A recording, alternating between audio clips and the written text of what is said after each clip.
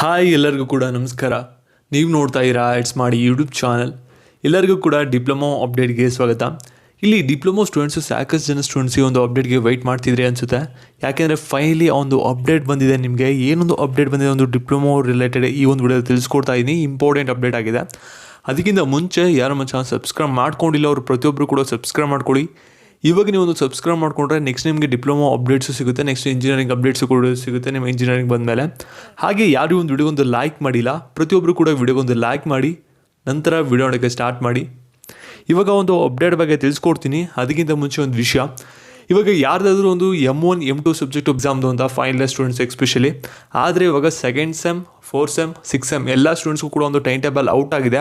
ಇದು time table ನಿಮಗೆ ಪ್ರಕಾರ ನಿಮಗೆ ಎಕ್ಸಾಮ್ಸ್ ಬಂದ್ಬಿಟ್ಟು ಸೆಪ್ಟೆಂಬರ್ 2ನೇ ತಾರೀಕಿಂದ 22ನೇ ತಾರೀಕು ಕೂಡ ಇರುತ್ತೆ.